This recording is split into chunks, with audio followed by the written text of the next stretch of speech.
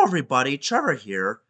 This video has been requested by a user named Skarloey Fun, and he wants me to express my thoughts on every online web series on the official Thomas & Friends YouTube channel, and other promotional material as well. Since there are a ton of these kinds of Thomas videos, I'm going to split this into several parts. If I put these all into one video, then we'd be here all day. Besides, I'm not feeling very good today due to my weekend allergies, so please forgive me for that. And I want to get this part done and over with before anything else happens. Let's first talk about the Thomas's YouTube World Tour, which is the first of these series of shorts. These consist of Thomas's Leaving the Island of Sodor, which promotes Macy's Thanksgiving Day Parade, 4 Trackmaster shorts, music videos, Mr. Perkins' Story Time, Thomas's Comedy Showtime, and my most favorite of them all, Really Useful Around the World. Thomas's Leaving the Island of Sodor was originally released in November of 2014, but was re-released in February of 2015 for this series of videos. And in my opinion, this video is passable. Sure, it's gimmicky, but it's kind of fun to watch at times. Oh, and did you know that this was Joseph May's first voice performance as Thomas in the entire franchise? And did you also know that this short was animated by Spider Eye Animation? Yeah, my only few problems with this short are the stacky animation. It doesn't look as smooth as Nitrogen's or Ark's animation. Not to mention the stupid one-liners that Thomas makes when he turns into certain monuments like the Sphinx in Egypt.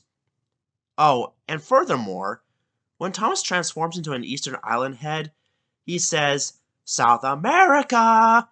That's incorrect because Easter Island is located in Oceania, not South America.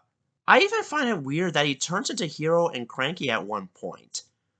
But other than those things, I think this promotional short is watchable because of Joseph May's performance, and it does do a good job of promoting Macy's Thanksgiving Day Parade. The Trackmaster shorts feature a Trackmaster Revolution Thomas as he goes on adventures into people's homes with Joseph May voicing the character. And as stated before, only 4 of these were introduced. In my opinion, I honestly don't care for these shorts because I don't really like the new Trackmaster system that much. I'm more of a classic Thomas Toy type guy. Now for the music videos. One most interesting thing about these videos is that the songs That's What Friends Are For and Rules and Regulations have been made into music videos for the very first time because in the past, they were the only 2 songs that were never made into music videos. And I think that's a very nice touch. The Mr. Perkins Storytime segments, I don't really have much to say, other than we finally got something from the Railway series, where Mr. Perkins reads Gordon Goes Foreign, which was never televised. In fact, it's the only Railway series story to be narrated by Mr. Perkins. But overall, these shorts are pretty fun to watch, and I enjoyed seeing Ben Forster playing as Mr. Perkins. It's too bad he died, though. Let's move on to Thomas's Comedy Showtime. In these shorts, we were introduced to 2 hosts named Stan and Nigel, voiced by Keith Wickham and Rob Rackshaw respectively. This is pretty much my second favorite of the YouTube World Tour series because I enjoy their performances as Stan and Nigel.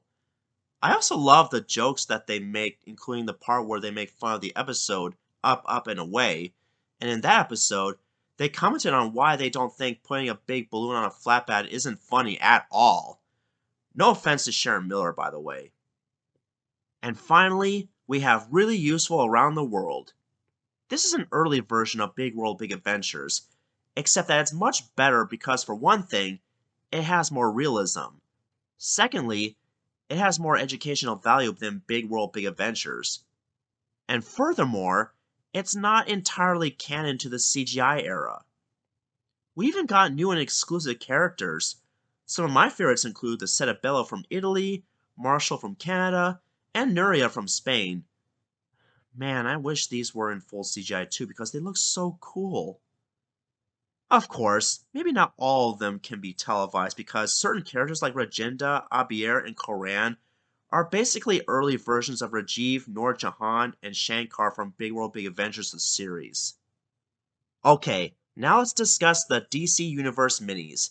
In case you missed it, Mattel made a crossover with DC to release Thomas characters as DC superheroes and villains. And as a result, they made two promotional videos in 2D. The first one stars Thomas, Diesel, and Spencer as their respective superheroes and have to chase down two more characters as their respective villains. The second and final one was shown at the San Diego Comic-Con, and it's about the origin stories of Thomas as Superman and Diesel as Batman, and they have to stop their respective nemeses for their crimes. As a fan of DC stuff in general, these two episodes are what made me decide to buy minis in the first place, and I quite enjoy watching these cartoon characters in action.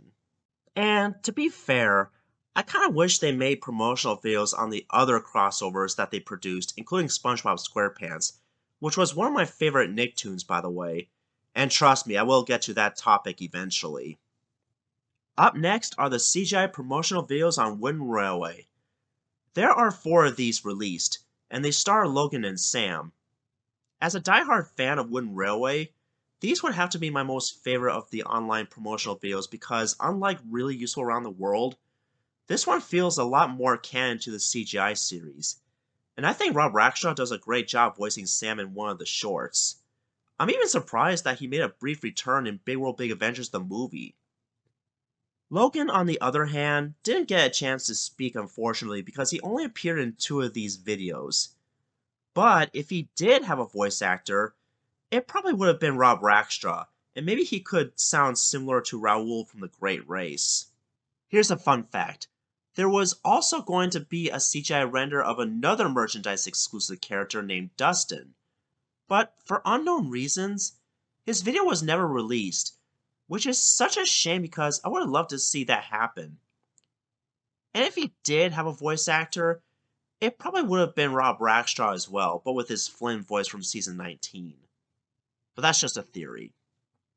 Overall, these 4 CGI promotional videos on Logan and Sam are my most favorite because they do have the potential to come back in full CGI.